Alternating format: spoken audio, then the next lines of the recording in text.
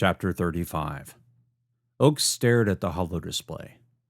Still attached to the spindle, S&R Black wasn't going anywhere until he uncoupled them from the spindle. While he'd normally be able to accomplish that task with a simple block command, nothing about this mission was normal.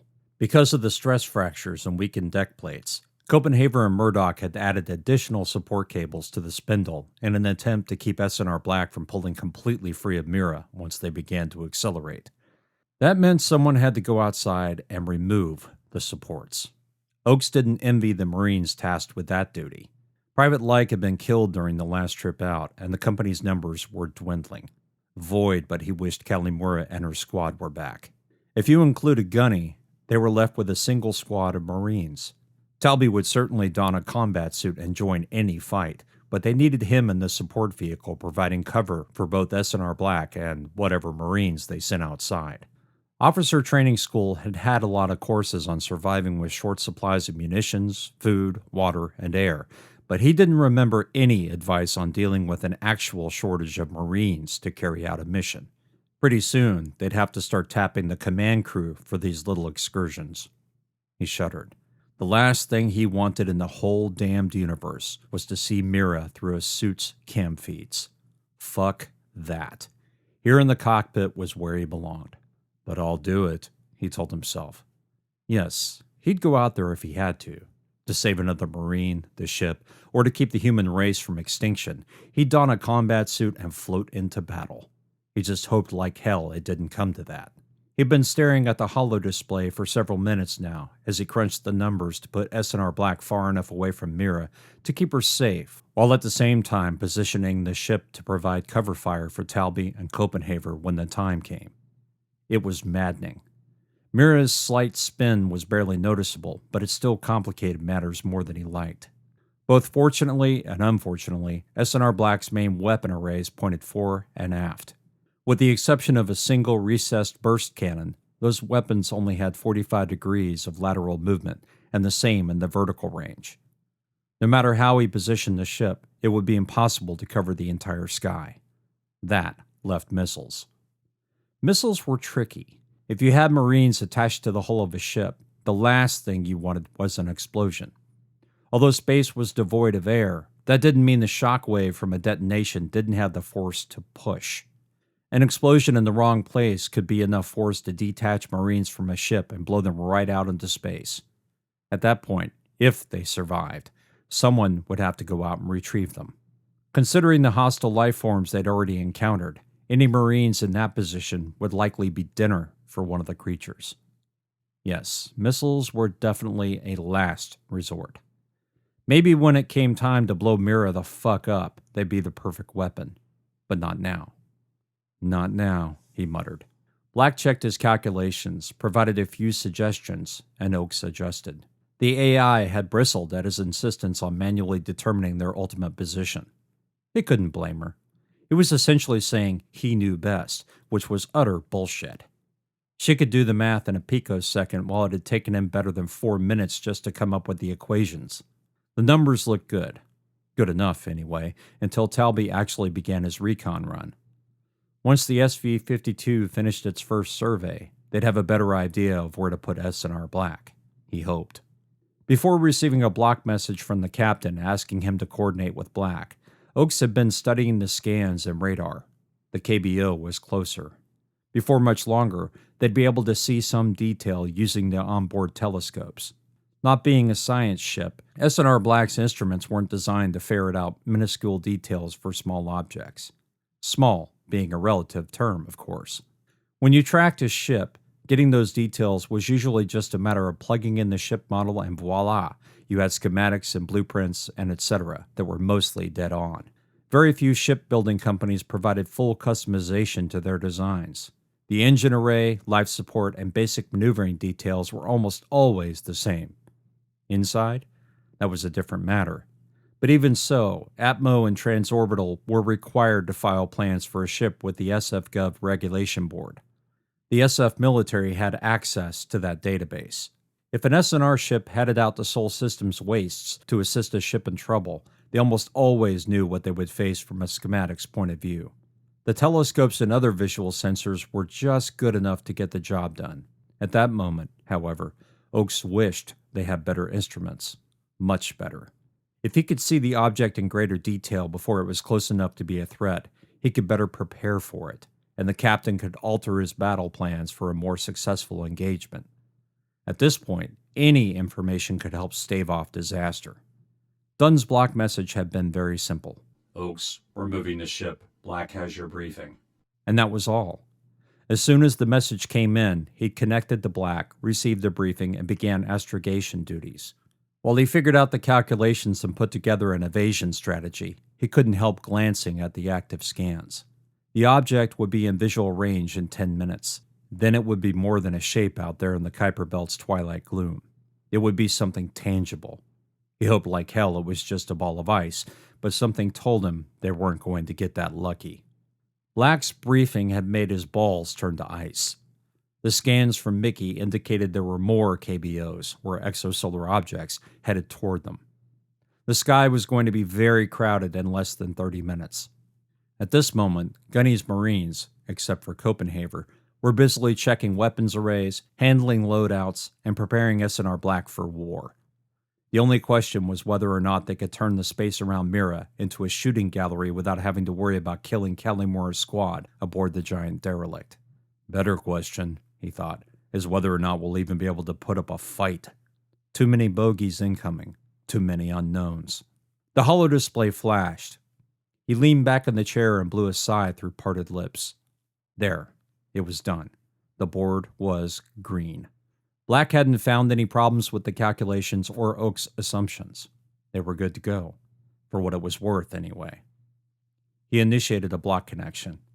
Captain, we have a solution plotted. Sending you the details. Dunn answered immediately. I won't have a chance to look at them, Oakes, he said. You have my trust. Let's get this done. Aye, Oakes said. All we need is to decouple. Wint and Murdoch will leave the cargo bay momentarily, Dunn said. Should have that done in 5 minutes at most. Aye, sir. Done out. Oakes wiped the display and put the scanner readings back up. A 3D spherical model, 1/8 of an AU in area, floated before him. A few red dots appeared at the edges of the sphere, all moving on a course for Mira. Black? Yes, Lieutenant, the AI said. Best guesses about what those are? Black paused for maybe half a second. Until we are able to see KBO 1193 in greater detail, I'm unable to say with any certainty what they might be. He groaned. Fucking AIs and their CYA mentality. Just guess. Based on what we have already seen, I can rule out the possibility they are lifeless. I can also say with certainty they are not KBOs as we understand them. The fact the objects have changed trajectory and speed multiple times indicates some form of propulsion. Oakes felt a chill. Not dumb rocks in space, he muttered. No, Black agreed. the objects lack the traditional radiation trails indicative of nuclear propulsion, nor do they radiate heat. The objects in question appear to be unique in the annals of astronomy and known ship design. You don't have a fucking clue, Oakes said, more of a statement than a question. He wiped sweat from his forehead and suddenly wished he could kick the AI in its ass. If Black was feigning ignorance, she was doing a pretty good job. Did we shoot first and ask questions later? I do not consider that to be a prudent course of action, Black said. If they are indeed exosolar life forms, it is impossible to say how they will react to direct confrontation. Since we do not know their intent, such as feeding, breeding, or congregation, rash actions such as firing our weapons might alter the reason they have for traveling to Mira. In short, they could attack when they had no reason to. No reason to. Shit. Oakes pined for the satellite war, a conflict where any ship, any skiff, and any meatball in a suit could be the enemy in disguise. That he could understand. But this? There were no ships. There were no known engines involved, or at least by known technological standards. These were something new, something potentially deadly. S&R Black's weapons arrays were locked and loaded. All they needed now was a target. Oakes hoped his astrogation plan worked. If not, they would have a hell of a time getting out of here without losing both Talby and Copenhagen, not to mention Callimore's squad. Shit, he thought. If we fuck up, none of us are going home. Chapter 36. It had been a long damn time since he had a gunner behind him. In fact, the last time he flew with a gunner had been during the satellite war, and that was several years in the past.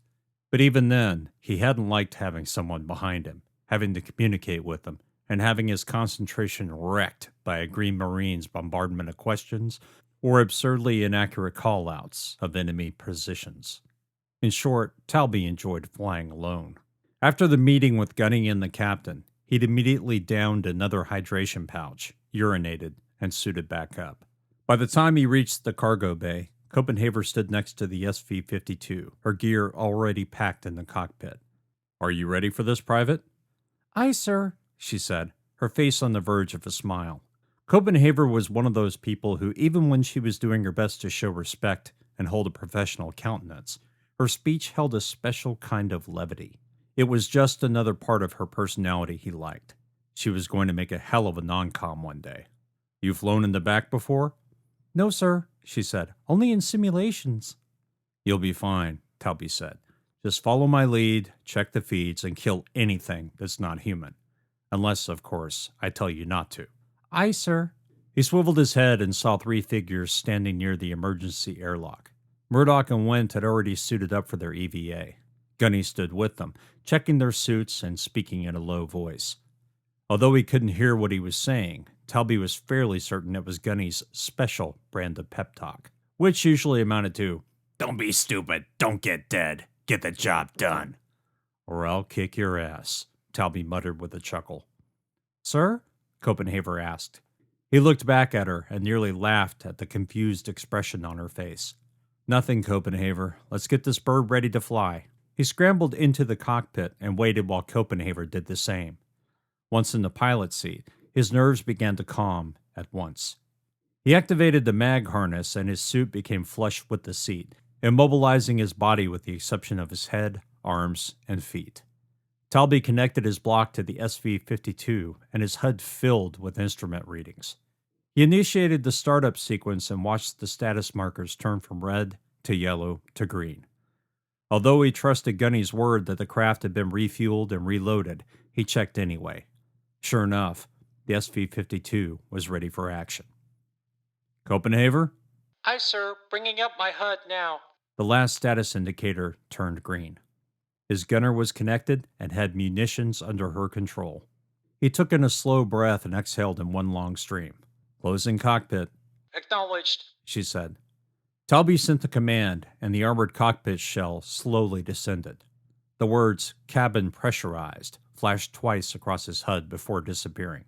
He activated the craft's feeds and placed them in the lower right of the virtual display.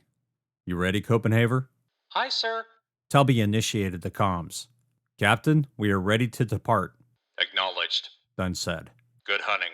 "Thank you, sir." "Gunny?" "We're in the airlock, pressurized and ready. Just let me know when I should kick my boys out the door." Talby smiled. "Aye, Gunny, opening cargo bay." The SV-52 trembled slightly as the atmosphere vented back into the life support tanks, leaving the cargo bay in a vacuum. Another warning flashed across his HUD just before the wall in front of him opened. He deactivated the SV-52's magnetics. "Talby departing," "Acknowledged," Dunn said. "Okay, Copenhagen, easy ride out of the barn," Talby said. "Aye, sir," she replied. He thought she'd sound concerned, worried about the flight or her duties. Instead, she sounded excited. That was a good sign. Smiling, Talby engaged the rear thrusters, and the craft moved forward into the twilight of space. Once clear of the cargo bay, Talby descended until the SV-52 hovered just above Mira's hull. "Start looking, Copenhagen. I want to make sure there's nothing out here." "Aye, sir." She would do her job. He was sure of it, but that didn't mean he wasn't checking the same cam feeds. While she used the more capable Canon cameras, he was left with the SV-52's standard cam feeds. Talby minimized the instrumentation views and brought the four cam feeds up in a rectangle. The starboard cam displayed a view of S&R Black's lower hull and the corner of the spindle. Up top, twinkling starlight breaking through the Kuiper Belt's twilight shroud. He paused to admire the view for a few seconds before returning his attention to the other feeds. The port view was the worrisome one.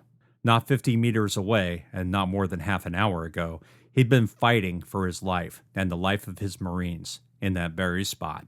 Private Like was now dead because he couldn't stop the starfish thing in time. When Copenhaver's voice broke through the comms, he flinched in surprise. Sir, bogey's near Mira's aft. He flipped back to the forward cam, but couldn't see anything moving. How far? Nearly 500 meters out, She said. Isn't that where we're headed? Ultimately, he said. Pine cones? Aye, sir. She said. At least I think they are. They're clumped together in thick blobs. Cams don't have enough magnification to show much detail. No, he agreed. They don't. Not enough for my liking, anyway. Okay, we're moving. We'll take a little tour to the other side of Black and take a peek.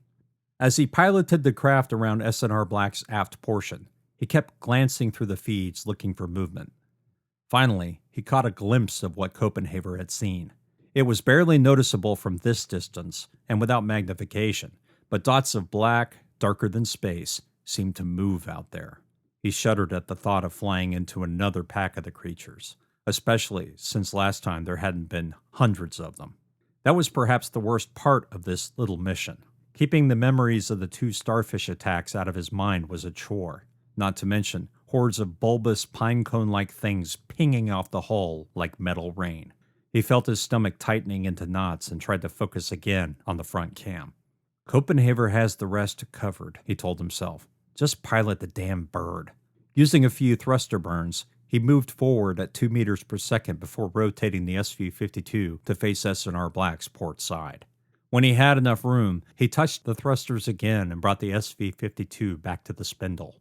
He chanced a quick glance at the feed and saw the spindle. No pine cones, no starfish, no visible threats. He loosed a sigh. Copenhaver? All clear, sir. No bogeys out here. She took in a deep breath. At least none that I can see. Roger that, Talby said. He made a connection to the ship. Captain, Gunny, we're clear for now. Aye. Dunn said. Gunny, whenever you're ready. Aye, sir. Gunny said. They're starting their EVA now. Talby descended until the SV-52 hovered just above the hull. According to the instruments, they were less than 200 centimeters away from the derelict's damaged hull plates. He adjusted the SV-52's exterior lights to maximum, and the powerful floods illuminated the spindle and its fittings as though they were in full sunlight. From here, he and Copenhaver could watch every move Gunny's Marines made. If there was a problem, they'd know it right away. He tried to keep his heart rate down, but it was damned difficult. If they were worried about human saboteurs or an ambush, coming up with a strategy was easy. You just picked them off as they egressed from their hiding spot. A few flechette rounds and it was all over. With these damn things?